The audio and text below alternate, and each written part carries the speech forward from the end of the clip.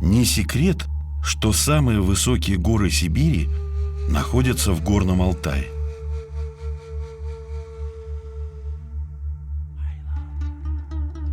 Катунский хребет величаво вздымает над землей свои вершины, достигающие высоты более 4500 метров. Это царство камня, льда, снега и воды.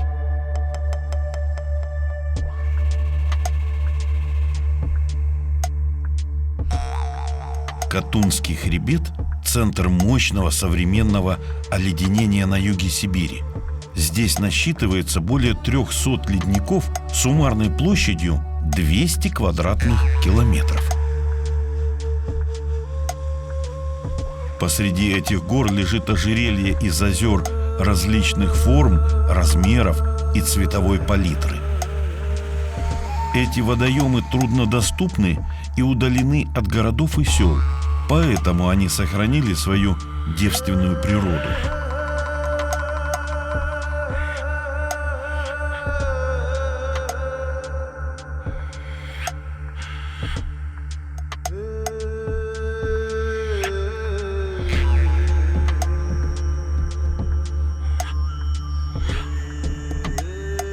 Тайменье – крупнейшее озеро Катунского хребта. Мы уже рассказывали о нем в фильмах, посвященных Катунскому заповеднику, но при каждой встрече это чудо озера раскрывает свои новые тайны.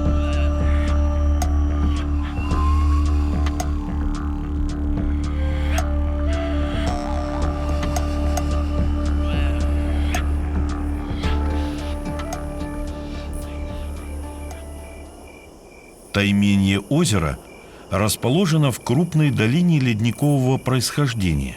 В масштабах древней истории нашей планеты это озеро молодое. Оно образовалось в верхнем плейстоцене, то есть около 15 тысяч лет назад, во время отступления последнего оледенения. Длина озера около 5,5 километров. Территория к западу и к северу от этого водоема входит в состав Катунского биосферного заповедника. Левый берег Тайменева покрыт густым хвойным лесом, а правый обрамляет крутой солнцепечный склон с группами скал и редколесьями из кедров и лиственниц. В середине лета все правобережье выстлано ослепительно-желтыми коврами из володушки золотистой и мытника хоботкового.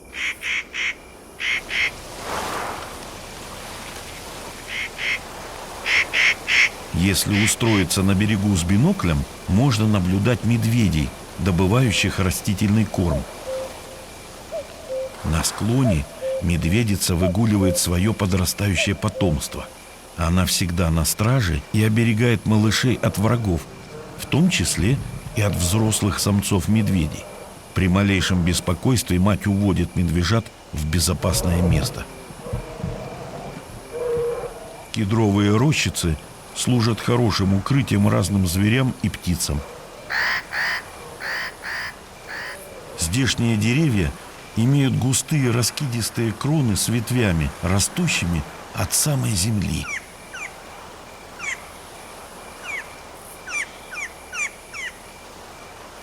Сосна сибирская образует корневую систему с широко распростертыми боковыми корнями, создающими большую площадь опоры.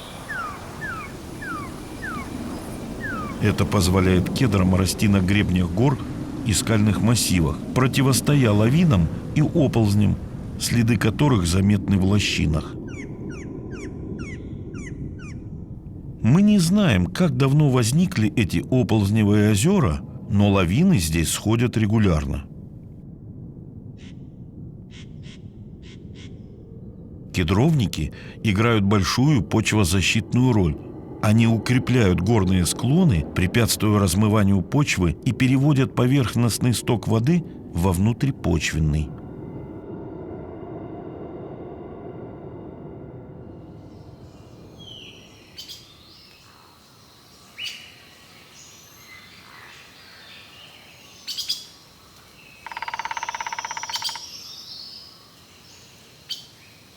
По утрам горы окутывает призрачный туман.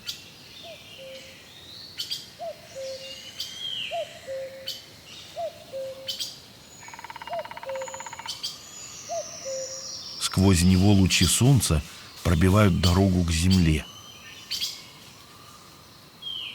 Воздух наполнен влагой.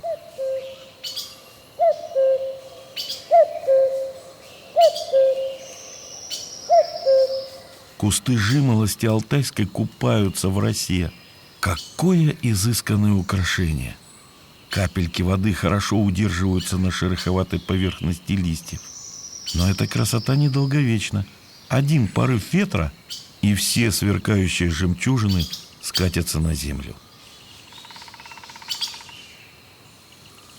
А в соседнем муравейнике каждый занят своим делом.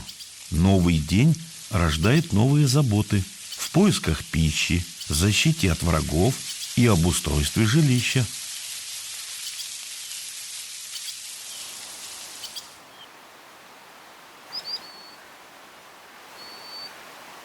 Поднимемся к верховьям реки Хайрюзовки, одного из правых притоков Тайменьего озера. В нижнем течении река бежит по смешанному лесу. То там, то здесь из травы и мха выглядывают шляпки грибов, скользкие маслята, аппетитные подберезовики и нарядные мухоморы.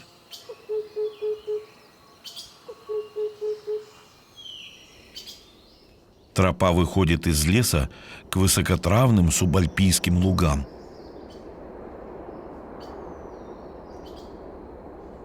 Что за счастье быть здесь, вдыхать пряные ароматы цветов, слушать музыку ветра, складывая в копилку памяти новые впечатления.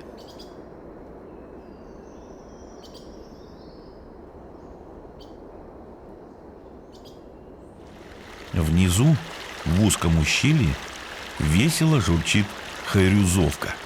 Берега речки словно оазис. Они усеяны россыпью ромашек, похожих издали на свежевыпавший снег.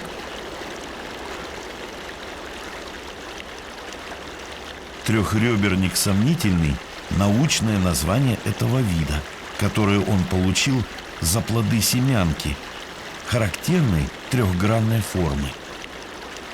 У воды цветет нежная незабудка болотная. По соседству с ней сердечник крупнолистный. А вот и богатый витаминами лук-скорода. Он произрастает на сырых лугах по берегам водоемов, на каменистых склонах и в тундрах. Скороду также выращивают в культуре и ценят его за урожайность и декоративность. Одно из значений слова «скорода» – «скоро родиться», так говорят в народе. В Катунском заповеднике отмечены 6 из 30 дикорастущих видов фиалок Горного Алтая. Один из них – фиалка разобщенная. Природа не пожалела красок, создавая ее изящные цветки. Над ромашковой полянкой возвышаются побеги моральего корня, ценного лекарственного растения. Его крупные лиловые соцветия привлекают внимание насекомых. В цветочной столовой обедает усачик лептура зеленая. Он не просто лакомится нектаром трубчатых цветков, но и приносит пользу растению. Во время трапезы к телу жука, покрытому густыми волосками, прилипает пыльца. Усачик переносит ее на рыльца пестиков, опыляя цветки в корзинке, а значит, способствует образованию семян.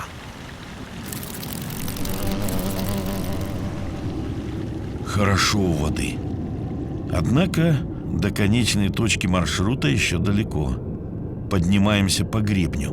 Внизу зеленеет долина реки Тихой, а на севере высокой стеной стоит перевал Крепкий. Путешественники штурмуют его, когда идут с Нижнего Мультинского озера на Тайменье. Яркие акценты добавляет в пейзаж мелколепестник алтайский, эндемик Большого Алтая. Это растение хочется назвать высокогорной астрой. И мы недалеко уйдем от истины, ибо оно и принадлежит к семейству астровых или сложноцветных. Другого представителя этого семейства туристы иногда путают с эдельвейсом. Но это не эдельвейс, а кошачья лапка двудомная. Так растение назвали из-за бархатистых соцветий, напоминающих подушечки на лапках кошки. Двудомная, потому что мужские и женские цветки находятся на разных особях. Соцветия с женскими пестичными цветками имеют продолговатую форму, а с мужскими тычиночными – шаровидную. Кошачью лапку можно встретить в разреженных лесах, степях, на альпийских лугах и мелкокаменистых осыпях. Ей не страшны ни засухи, ни сильные морозы. 2500 метров над уровнем моря. На такой высоте разнообразие флоры и фауны ограничено суровым климатом и близостью очагов современного оледенения. Встретить здесь зверей – большая удача. Мы застали в Курумах молодого любопытного соболя. Летний наряд фаворита пушного царства не такой богатый, как зимой. После весенней линьки у него короткая редкая шерсть, поэтому тело зверька выглядит тонким и длинным. К концу октября грациозный хищник наденет теплую шубку с пышным шелковистым мехом. Соболь – зверь таежный, но может подниматься выше границы леса, в верховья горных речек и каменистые россыпи. Камни служат ему надежным убежищем, а также местом охоты на полевок и пищух. Основу питания животного составляют мышевидные грызуны и кедровые орехи. Он охотно поедает ягоды, добывает мелких птиц и их яйца, насекомых, иногда зайцев и белок. Соболь охраняет свой охотничий участок от незваных гостей. Видите подранное ухо? В нашем мире ничто не достается без упорной борьбы. У растений свои приспособления к жизни в высокогорьях. Большим деревьям здесь не выжить. На каменистой почве произрастает низкорослая форма сосны сибирской. В отличие от своих таежных собратьев, кедры-карлики имеют гибкие стволы и жесткую колючую хвою. И зимой, и летом деревца дают отпор ветрам, снегам и холодам.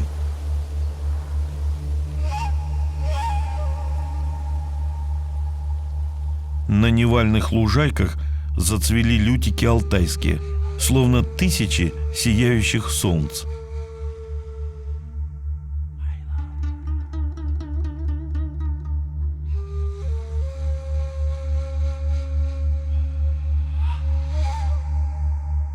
Лютик алтайский – профессионал по выживанию в экстремальных условиях. Некоторые части растения имеют темное опушение.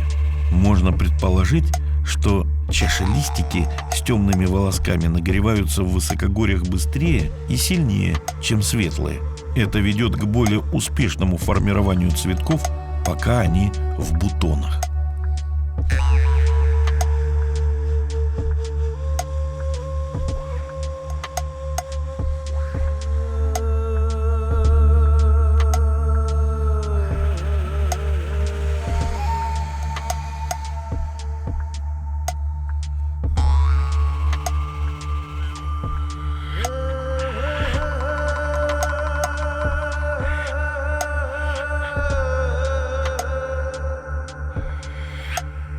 Верхняя точка нашего маршрута находится на отметке 2700 метров.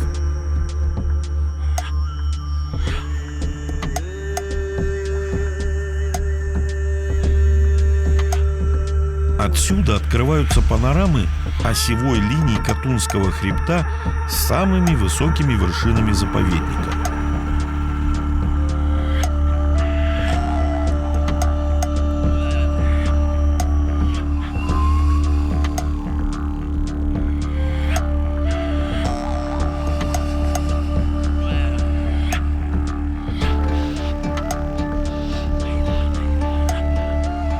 В восточном направлении лежит долина речки Синюхи, а по ее правому борту несколько живописных озер.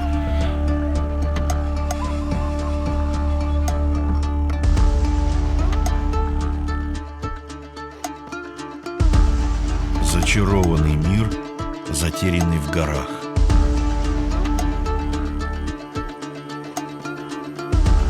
Вдали просматривается северный берег Тайменьева. Именно туда нам предстоит спуститься.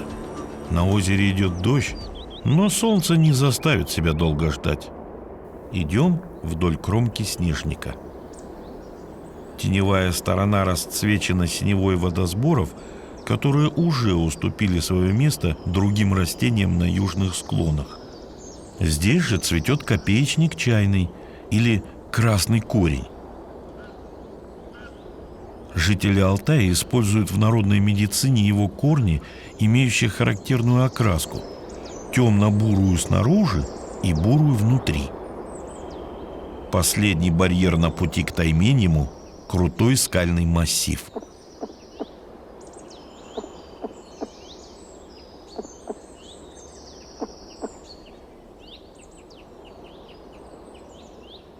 Река Салауха, словно стрела, пронзает северный берег озера. В 1 километре к юго-западу от ее устья озерная котловина достигает максимальной глубины в 75 метров.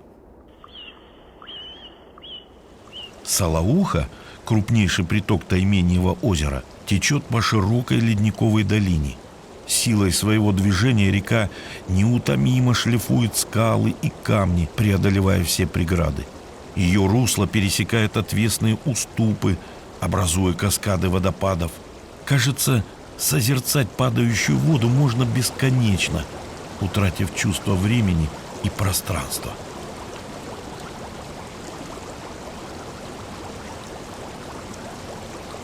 В притоках Тайменьева, как и в холодной проточной воде озера, обитает сибирский хариус.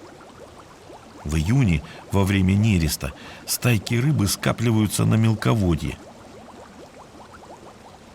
По вечерам хариус активно плавится, стремительно выпрыгивает из воды, схватывая низко летающих насекомых.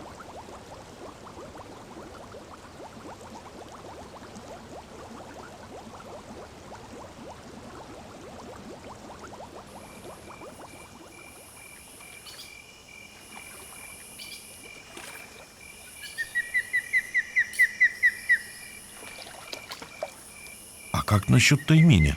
Вопреки названию, Тайменя в озере нет. По одной из версий, название озера связано с тем, что местные жители ошибочно приняли за Тайменя его сородича из семейства Лососевых Ленка, который когда-то здесь обитал. Однако пора сменить ракурс. Левый берег Тайменьева ощетинился густым лесом, который прорезают русло рек с названиями Большая и Малая Гормотухи.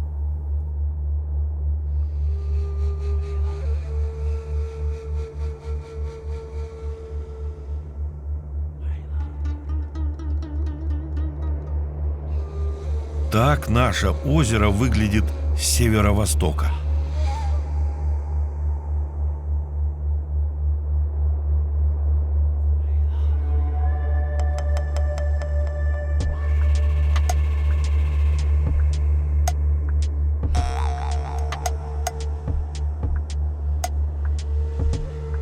Фантазия природы не знает границ.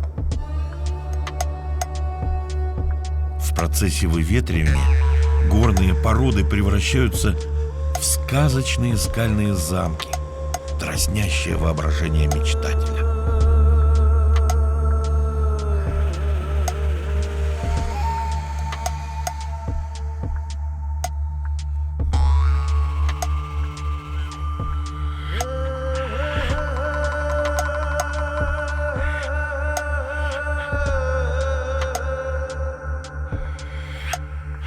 Мы совершили полный круг вокруг Тайменьева.